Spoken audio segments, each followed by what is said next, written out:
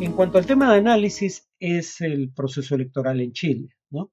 Si recuerdan, quienes siguen este podcast, en ocasiones anteriores dijimos que contra lo que sugería la cobertura en medios, no se estaba produciendo un giro a la izquierda en Sudamérica o América Latina en su conjunto, y el que lo que había era más bien un giro contra los oficialismos, sean de derecha o de izquierda, y que si bien ese giro contra el oficialismo podía tener causas locales en algunos países, era difícil creer que la derrota del oficialismo en 16 o 17 elecciones generales consecutivas, eh, digamos, careciera de causas internacionales. Era difícil, repito, creer que no hubiera simultáneamente, además de causas locales, causas internacionales, y estas no son particularmente difíciles de identificar. Por un lado, el mundo padeció la mayor pandemia en un siglo, desde la gripe española, que acabó hacia 1920-21. En segundo lugar, el mundo padeció también en años recientes la mayor recesión internacional desde la Gran Depresión, que acabó en 1933. Y por último, estamos padeciendo todavía hoy la mayor inflación internacional en más de 40 años. Entonces, es comprensible por qué hay un hastío con el oficialismo, no solo en América Latina, pero aquí se expresa de una manera muy clara en un voto contra el oficialismo cada vez que hay elecciones generales. Eh, y que si bien la izquierda era la principal beneficiaria, porque en la mayoría de casos estaba en la oposición, cuando la izquierda es la fuerza de gobierno, también padece de este desgaste que lleva a que la mayoría vote en las siguientes elecciones contra el oficialismo, sea de derecha o de izquierda. Bueno, eso es lo que parece estar ocurriendo en Chile. El partido que gana es el Partido Republicano, que curiosamente decía hasta la víspera, de hecho lo sigue afirmando, que Chile no necesita una nueva constitución. Ellos están por mantener la constitución de 1980 aprobada durante la dictadura de Pinochet, pero dado que la mayoría de chilenos parece creer que sí es necesaria una nueva constitución según las encuestas, básicamente el argumento era que en todo caso el cambio de constitución no era prioritario, que lo prioritario para Chile hoy en día, y eso también con base en las encuestas, era el tema de la seguridad ciudadana, ¿no? Eh, Ahora, en cuanto al tema de la seguridad ciudadana, la paradoja es la siguiente. Por un lado, la tasa de victimización no ha crecido significativamente, de hecho no ha crecido virtualmente nada. Se mantienen, según el sondeo de Paz Ciudadana, en 32 hogares que dicen haber sido víctimas de robo o intento de robo en el último año, ¿no? Pero no habiendo crecido la tasa de victimización, lo que sí ha crecido es la percepción de amenaza por acción de la delincuencia, la percepción de temor. 28% en esa misma encuesta declaró que su nivel de temor a la delincuencia era alto, y esta es la mayor proporción en 22 años. Probablemente tenga que ver, como ocurre también en el Perú, de que la cobertura mediática del fenómeno de la inmigración pone un énfasis excesivo, francamente, en la nacionalidad del perpetrador de un acto delictivo, sobre todo cuando es un homicidio, sobre todo cuando se trata de venezolanos, que es el principal grupo inmigrante en años recientes, tanto en Chile como en Perú, eh, o en Colombia también, ¿no? Eh, Ahora, los consejeros constitucionales son 50, 22 del Partido Republicano. O sea, el Partido Republicano, en otras palabras, es la única fuerza que cuenta con suficientes consejeros como para tener poder de veto sobre la redacción de la nueva constitución. Se requerían 21 para ese poder de veto. Creo que la cifra final no es 22, sino 23, ha aumentado, ¿no? Entonces, el Partido Republicano tiene poder de veto sobre las decisiones, pero no tiene mayoría suficiente para aprobar decisiones. Chile Seguro, el bloque de centro derecha, y fíjense el nombre, Chile Seguro, recogiendo la preocupación ciudadana en torno al tema de la seguridad, tiene 11 consejeros constituyentes, y el bloque de izquierda, Todo por Chile, perdón, Unidad por Chile, de Boric, tiene 17. O sea, el gobierno no tiene el número mínimo de consejeros para tener poder de veto sobre las decisiones, que, repito, era 21. Así que va a depender en buena medida de la centro derecha, del bloque Chile Seguro, qué tipo de decisiones se adopten, siempre y cuando, repito, el Partido Republicano no use su poder de veto. Eh, en todo caso, el Congreso ya había acordado 12 directivas respecto a cosas que deben estar por necesidad incluidas en la nueva Constitución. Por ejemplo, temas como que el Estado debe ser definido como unitario y descentralizado. Uno dirá, bueno, ¿qué necesidad de poner eso ahí cuando ya es ese el carácter del Estado chileno?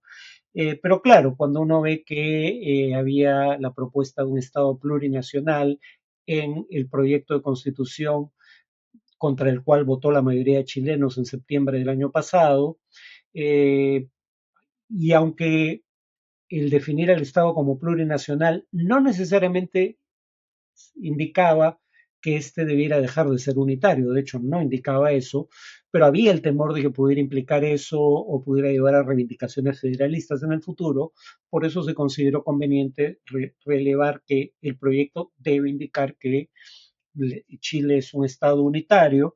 El tema de mantener el carácter descentralizado del Estado siendo unitario tiene que ver con el hecho de que había quienes planteaban la conveniencia de restringir la autonomía de la región de la Araucanía por los hechos de violencia perpetrados por grupos provenientes, pero no representativos, de los indígenas mapuche en esa región. También se habla de reconocer a los pueblos originarios como parte de la nación chilena, definir que el Estado chileno tiene tres poderes separados e independientes, el legislativo, judicial y ejecutivo. Esto, aunque parezca mentira, es necesario incluirlo a criterio de los partidos representados en el Congreso, porque aunque no se recogió en el proyecto de constitución rechazado en septiembre, sí se formularon entonces propuestas que sugerían disolver los tres poderes del Estado para reemplazarlos por asambleas populares que irían desde el nivel local hasta el nivel nacional. Eh, Además, el proyecto debe consagrar, como ocurre ya la Constitución existente, la autonomía del Banco Central, de la justicia electoral, del Ministerio Público y de la Contraloría. Se debe proteger derechos fundamentales, incluyendo el derecho de propiedad. Pero claro, la gran ausencia es que no están los derechos sociales, que era uno de los grandes cambios que buscaba introducir la izquierda en una nueva constitución. Las fuerzas de centro izquierda también estaban en esa línea, y aquí Chile seguro va a ser la fuerza dirimente, ¿no? En qué medida se incorporen derechos sociales como derecho a la salud y a la educación, que a diferencia de la constitución peruana del 93, no están consagrados en la constitución chilena de 1980, ¿no? Ahora, de cómo el Partido Republicano use su poder de veto dependerá, en mi opinión, su suerte política a futuro. Boric, demostrando que parece haber aprendido de los errores de la izquierda en el pasado, no me queda claro que el conjunto de la izquierda haya aprendido, pero Boric sí, aparentemente, advertía lo siguiente: el proceso anterior fracasó, entre otras cosas, porque no supimos escucharnos entre quienes pensábamos distinto. Quiero invitar al Partido Republicano a no cometer el mismo error que cometimos nosotros en su momento. Y la verdad que es una advertencia bastante pertinente, ¿no? Eso es lo que podría perder el Partido Republicano. Creer que una mayoría contingente, y no es una mayoría del electorado, pero una mayoría contingente de la derecha, cuando menos, sino de su propio partido, es una mayoría, está, digamos, eh, condenada a ser una mayoría permanente en el tiempo. La izquierda, que había ganado una amplia mayoría en la anterior Asamblea Constituyente, creyó que como muchos de sus integrantes pensaban que ellos eran la representación natural de los intereses del pueblo, eh, el resultado electoral no era un resultado contingente, sino la expresión de ese carácter representativo de la izquierda. Eh, por lo demás, hablando del pueblo en singular, y tal cosa no existe. El pueblo está compuesto por grupos de personas con ideas o intereses muy diferentes entre sí. Eh, y claro, la izquierda, repito, creyó que un resultado contingente dadas las circunstancias era la representación de la voluntad histórica del pueblo chileno, en lugar de darse cuenta de que en un contexto de las mayores movilizaciones en Chile desde el retorno a la democracia y una pandemia, los jóvenes que son más progresistas que el promedio de los electores y que normalmente votan en menor proporción que la media, en esta ocasión votaron en mayor proporción de lo habitual. Y los adultos mayores, que eran más vulnerables a la pandemia y que normalmente son más conservadores y más proclives a votar que el promedio de los electores, en esa ocasión votaron en menor proporción de lo habitual. Y además, mientras el referéndum para decidir si debía elegirse una asamblea constituyente no contenía la obligación de votar, el referéndum que debía aprobar o rechazar la propuesta de constitución emanada de esa asamblea constituyente sí suponía la obligación de votar y que por eso mientras en uno votaron cerca de 8 millones de personas, en el segundo votaron más de 13 millones. O sea, eran circunstancias muy diferentes. El error que podría cometer ahora la derecha, equivalente a este error que cometió la izquierda en su momento, es no darse cuenta de que, por ejemplo, cuando se vota el rechazo a la Constitución, a la propuesta de Constitución elaborado por la Asamblea Constituyente, según la encuestadora CADEM, solo 17% estaba por el rechazo puro y duro del proyecto de Constitución, solo 12% estaba a favor de aprobar el proyecto de Constitución sin cortapisas, pero 35% estaba a favor de lo que se deben llamar rechazar para renovar y 32% estaba a favor de lo que se deben llamar en la encuesta aprobar para reformar. Es decir, 2/3 partes de los electores querían cambios en la Constitución, pero no querían la Constitución tal cual fue redactada por la Asamblea Constituyente.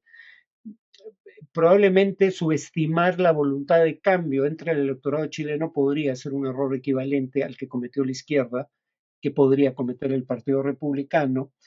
En cualquier caso, si el proyecto que emane de este Consejo Constituyente no es aprobado en diciembre de este año por la mayoría del electorado, seguiría vigente paradójicamente la constitución de Pinochet, que en algunas encuestas hasta un 80% de la población quería cambiar.